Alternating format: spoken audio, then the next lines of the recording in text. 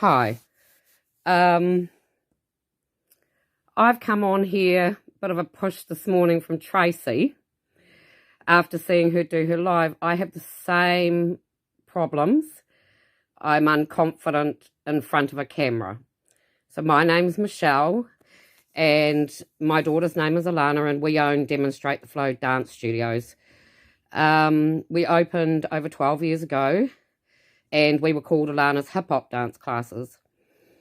Throughout our time together doing this, I had acute liver failure in 2012. Throughout the time of recovering a whole lot, it's a massive story. In the next year, after my second major to do with this, I was just way more clear in my mind what I wanted.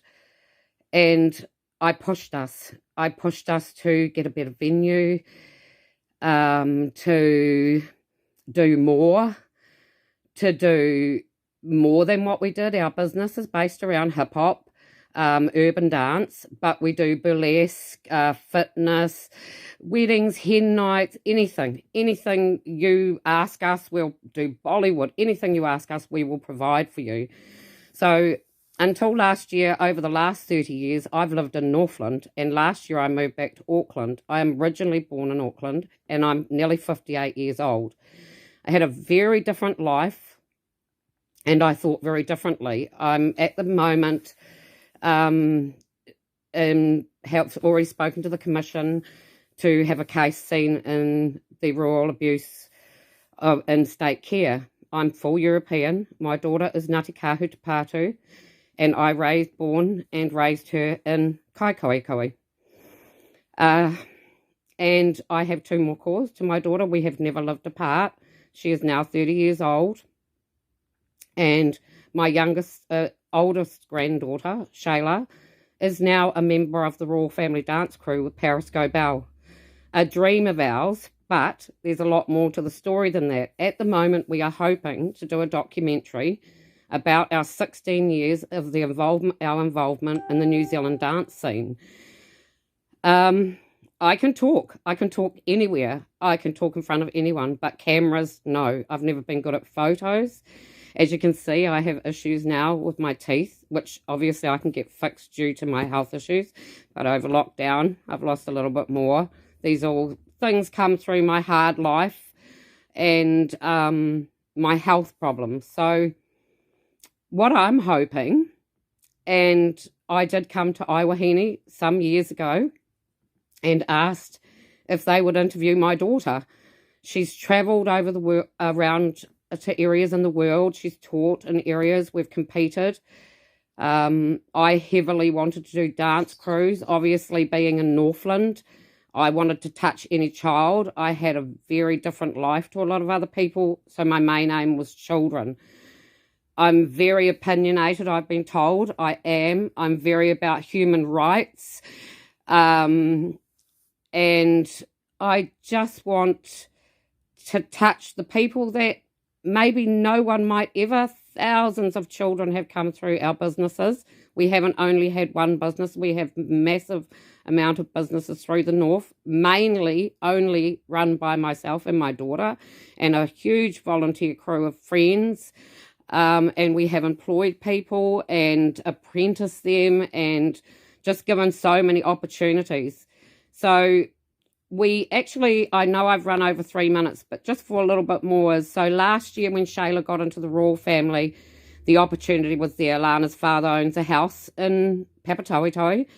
We've been coming here for all her life. He lives around the corner. We could have the house. We could move back to Auckland. We didn't own a house. We were only renting.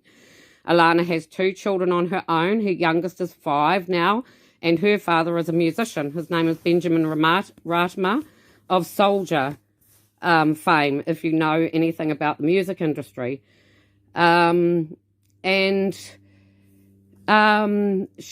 We decided to just close our studio in Kirikiri, which had been a long time dream of ours and took us a long time to get a lease.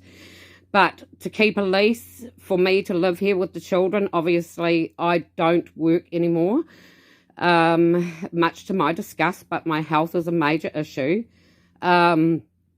an opportunity came for Alana to work in Melbourne. So for 4 months before the lockdown, she went to Melbourne and she worked, and she cracked it.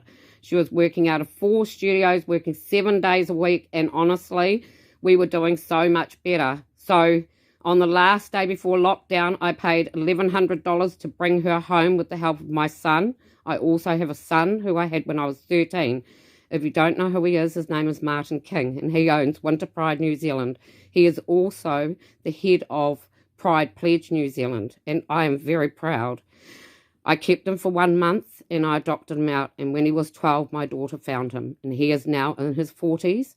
He is married to a male, and they've been together for many, many years, and he has an adopted son because he wanted to give back, and they now live in Auckland. That's very exciting for us. So we brought my daughter back, and now we would like to reopen. At the present moment, we are running classes out of our kitchen. It's a very small house. My daughter's tried to keep her head together with fitness and what have you, and we raise the girls on our own. So why I've come here is, yes, to meet you all. I want to build my confidence in being able to speak publicly in front of a camera and to be able to have photos taken. I'm nearly 60. I've hated the camera all my life. But I'm not unafraid to speak. I'm loud. I'll speak anywhere. So I know I've gone over my time, but that's who we are. And you can find us on facebook.com/DDFdance. And you probably can listen to my daughter's interview that was done on Wahine about her. It was a bit of a drama. It was just new then too. And I'm looking forward to meeting you all. And thank you for your time.